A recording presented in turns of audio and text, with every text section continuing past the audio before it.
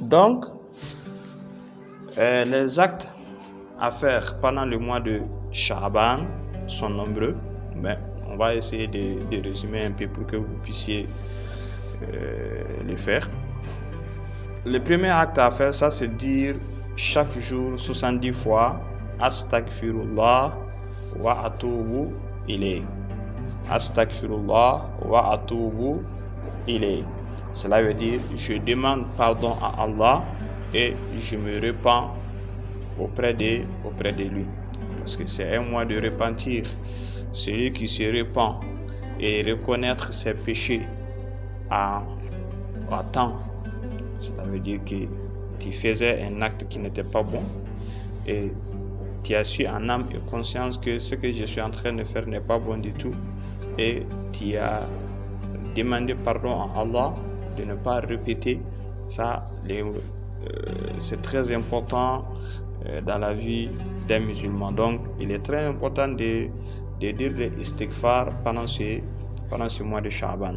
La deuxième chose à faire, ça c'est dire Astaghfirullah allazi la ilaha illa huwa ar-Rahman ar-Rahim al-Hayyu al-Qayyum wa atubu ilayh est différent de ce que nous avons dit en premier. Cela veut dire tout simplement je demande pardon à Allah, point de Dieu que lui, le miséricordieux, le clément, le vivant, l'absolu, et je me repens auprès de lui.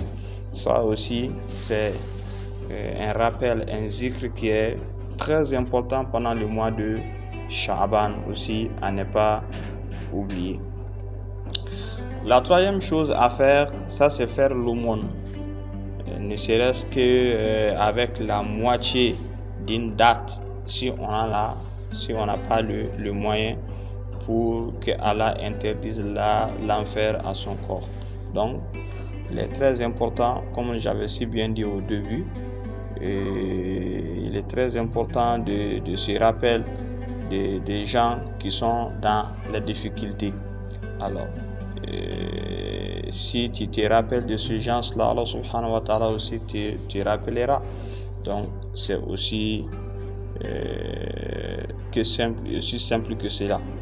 Donc faire l'aumône pendant le mois de Sha'ban. Donc il est important aussi de le faire 2 rak'ahs de prière chaque jeudi de Sha'ban. Donc dans chaque raka, il faut réciter une fois la sourate Al-Hamd, Fatiha, et 100 fois la sourate Al-Ikhlas. Et au terme de la prière, on doit réciter 100 fois Allahumma salli ala Muhammad wa ali Muhammad. Il est très important de faire des salats pendant ce mois, puisque ce que le prophète aimait beaucoup, ça c'est les salats. Tous les salats qui contiennent le mot wa alihi est bon et on peut le faire, que ce soit long ou court. Voilà. L'essentiel que wa alihi soit mentionné dedans. C'est très important. Donc si vous voulez même, vous pouvez faire même les salats à 1000 fois chaque jour. Si tu en es capable de le faire, c'est très important aussi. Donc ça c'est quelques actes des recommandations à faire pendant le mois de Sha'ban.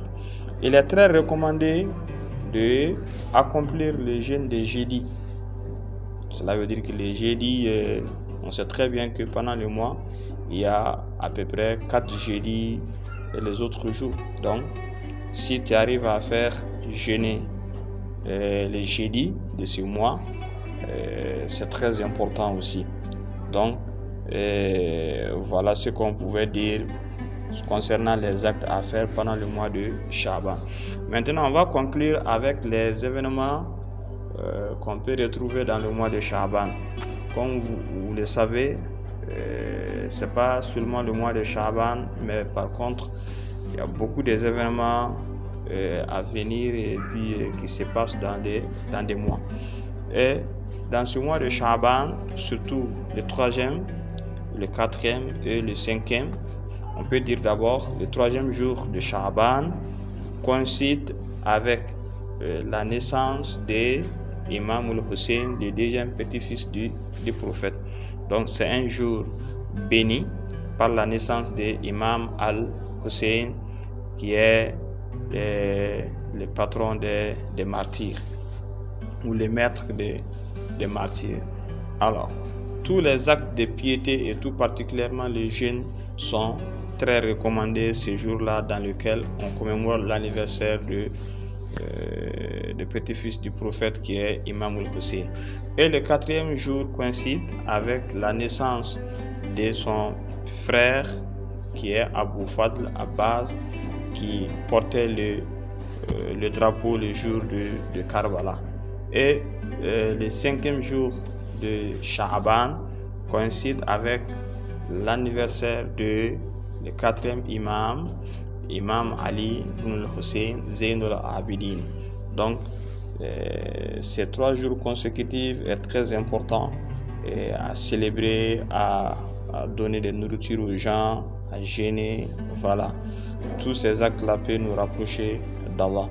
Donc après cela, il y a 3 nuits blanches du mois. Cela veut dire que la veille d'une nuit de 13e, 14e et 15e, comme ça se retrouve aussi, on peut retrouver, on a fait pendant le mois de Rajab. Donc on appelle ça les nuits blanches. Ces jours-là aussi, ou ces nuits-là aussi, 12e, 13e et 14e, sont très importantes. Donc elles sont nommées ainsi parce que la lune y devient très blanche. Et ces nuits sont particulièrement bénies et ces actes de piété y sont très recommandés. Et parmi ces actes de piété recommandés figure l'accomplissement de 2 rak'ahs de prière, dont chacune comporte la lecture de Surat Al-Hamd et Surat Yasin ou Surat Al-Mulk.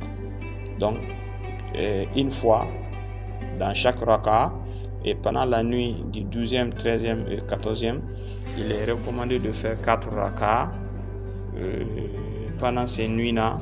Donc dans chaque rak'ah, tu fais Surat Al-Fatiha une fois et les surat que tu veux ajouter à Surat Al-Fatiha.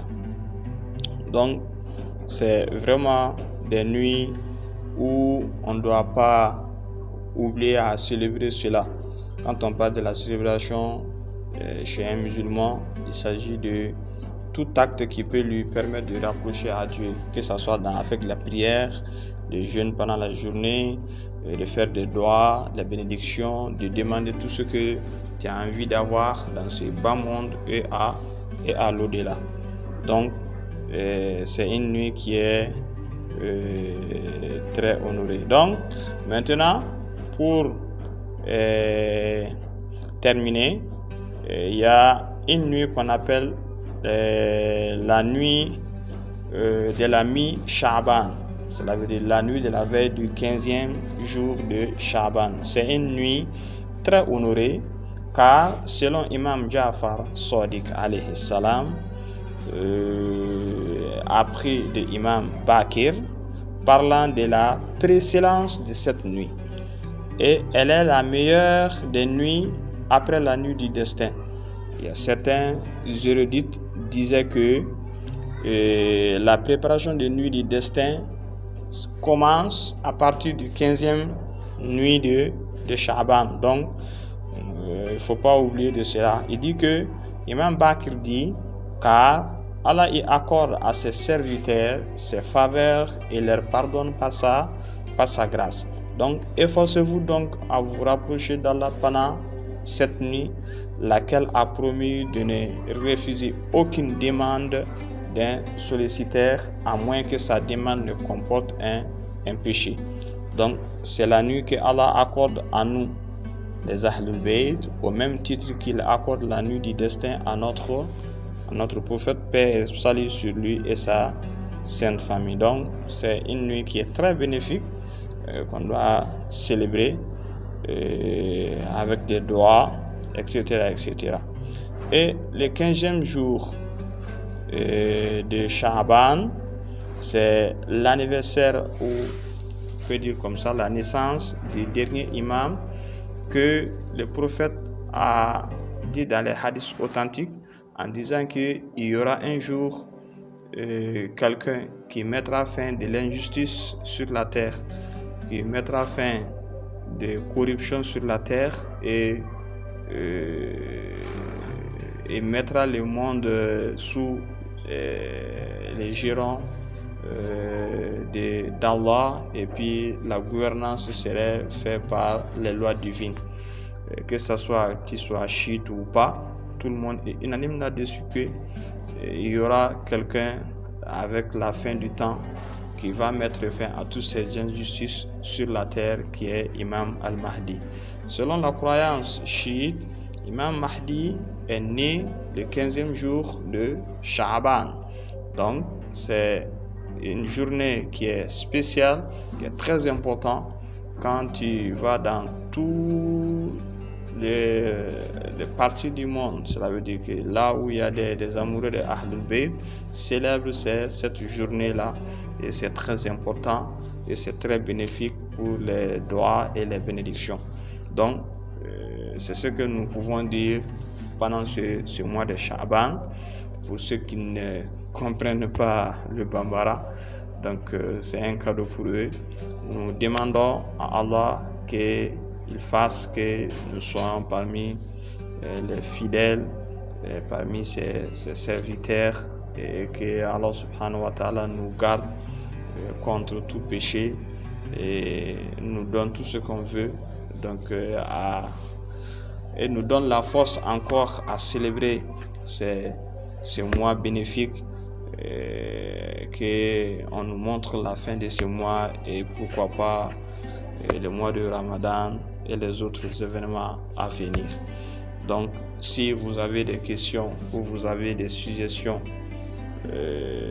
concernant tout ce que nous venons de dire, ou bien vous avez d'autres préoccupations, n'hésitez pas. Ces vidéos-là sont sur Facebook ou sur YouTube.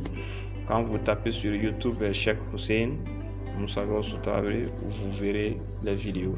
Wassalamu alaikum wa rahmatullahi ta'ala wa barakatuh.